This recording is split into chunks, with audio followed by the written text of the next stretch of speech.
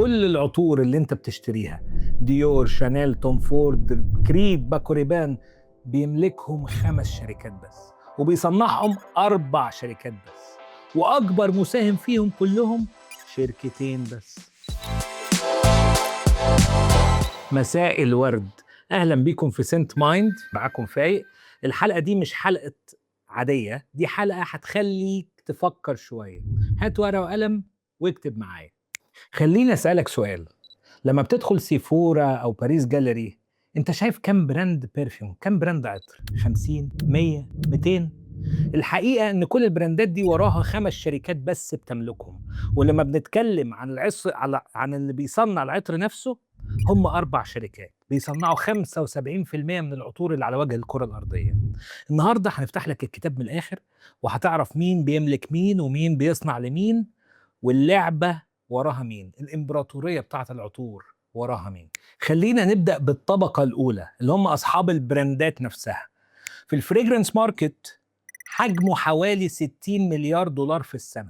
5 شركات بيتحكموا في 56% من السوق ده. اسمع الأرقام. أولاً لوريال فرنسية، نسبتهم 16% من السوق العالمي. إيرادهم من البارفانات لوحدها 6.4 مليار دولار في 2024. بيمتلكوا لانكوم وإيف سان لوران وأرماني وبرادا وفالنتينو وموجلير، واشتروا كريد ب4 مليار يورو. أيوه، اشتروا كريد، بقت ملكهم. نمرة 2 لوي فيتوم وهينسي، بيت الفخامة الفرنسي، 15% من السوق، 6 مليار دولار من العطور. بيمتلكوا ديور، جيرلان، لوي فيتو، فيندي، ام اف كي وحاجات تانية كتير. ثالث واحدة، وده اللي محدش بيتكلم عنه، كوتي. مش معروفة كوتي للناس العادية، بس هي أكبر شركة عطور في البيور بلاي في العالم. 3.85 مليار دولار عطور بس. بيملكوا إيه؟ كيلفن وهيوجو بوس وبيربري وجوتشي وكلوي. وعلى فكرة كيلفن كلاين مش بتصنع عطورها بنفسها، كوتي اللي بتصنع لهم. رابع واحدة استي لودر، أمريكان، 8% من السوق العالمي. بيملكوا توم فورد، جو مالون، فريدريك ميل، باي كيليان. وآخر واحدة بويج الأسبانية، 7% من السوق. بيملكوا باكو ريبان وكارولينا هيريرا وجان بول جولتيه وبايريدو وبنهاليجون. 5 شركات، أكتر من 70 براند، نص السوق العالمي، 56%. وده الدور الأول من الإمبراطورية بتاعة العطور. دلوقتي السؤال الأهم، ال5 شركات دول بيصنعوا العطر بنفسهم؟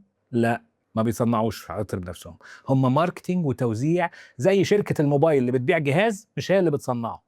اللي بيصنع العطر فعلا 4 شركات في العالم كله، وبيصنعوا تقريبا 75% من كل عطر بيتباع على كوكب الأرض. 75%. الأولى جيفادون، سويسرية، تأسست 1895. إيرادهم في 2024 8.4 مليار دولار. حصتهم من سوق التصنيع 25%. البرفيومرز بتوعهم مشهورين بالنسبة لنا، كوينتن بيش اللي عامل باد بوي وعامل حاجات كتيرة تانية وناس كتيرة جدا. انت لو اكتب بس جيفادون برفيومرز هيطلع لك مئات، اكتر من 150 برفيومر، كلهم من الاسماء اللي احنا بنحبهم ونعرفها. تاني شركة فيرمنش، سويسرية هولندية، 13.8 مليار دولار في 2024. البرفيومر الاشهر عندهم البرتو موريلس. الراجل ده صنع سي كي 1 واكوا دي جيو ومارك جايكوب ديزي وكنزو فلاور وبلجاري اكوا. وعندهم كمان فرانسيس كيركجيان صاحب بكرات روش 540 الاسطوري. ثالث شركه امريكان اسمها اي اف اف من نيويورك، اتاسست 1889. 11.5 مليار دولار.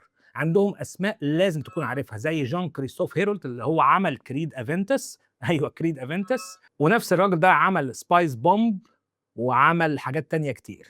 في كتاب اسمه ذا جوست برفيومر بيحكي القصه دي بالتفصيل، وازاي هو عمل كريد افنتس، وده شغال في اي اف اف الامريكان. رابع شركه اسمها سيمرايز. سيمرايز دي المانيه، 5.1 مليار دولار.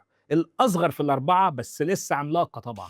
اعمل الحسبه معايا، 4 شركات بيصنعوا، 5 شركات بيبيعوا، يعني 9 شركات بس بيتحكموا في معظم العطور اللي انت بتشمها في حياتك. هي دي الامبراطوريه، 9 شركات، 4 بيصنعوا و5 هم اصحاب البراندات كلها، ده 56% للبراند.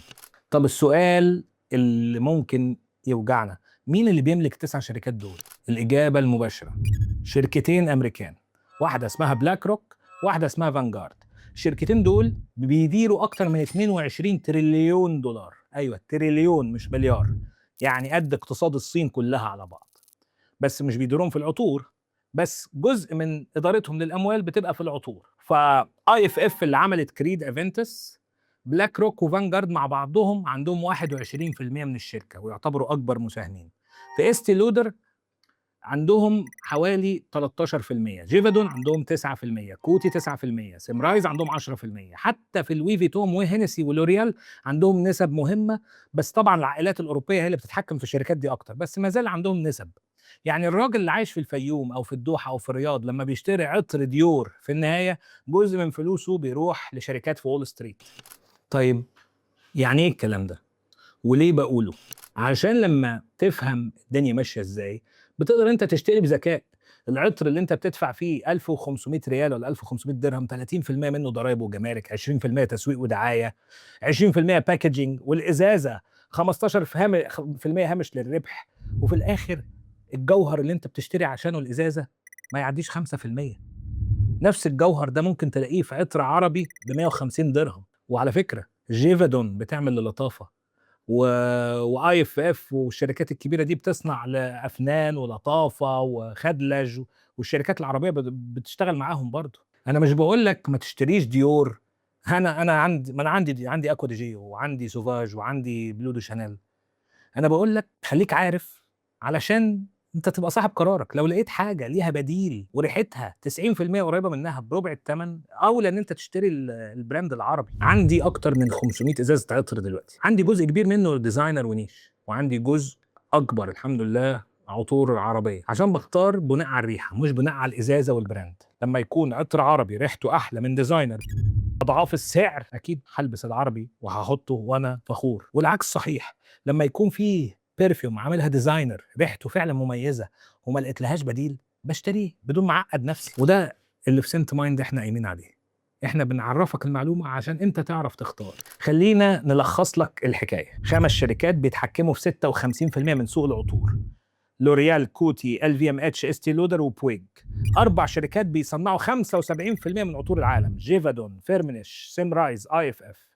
شركتين بيمتلكوا اسهم في ال9 شركات اللي هم فانجارد وبلاك روك. ان شاء الله في الحلقات اللي جايه هنتكلم عن ال 44% من السوق اللي هي موجود فيها امواج وافنان وخدلج وسويس اريبيان والماجد العود والجزيره وحبايبنا كلهم. بما انك قعدت لغايه دلوقتي فانت مهتم بالعطور زي بالظبط، ويا ريت تقول لي اذا كنت عرفت المعلومه دي قبل كده ولا لا.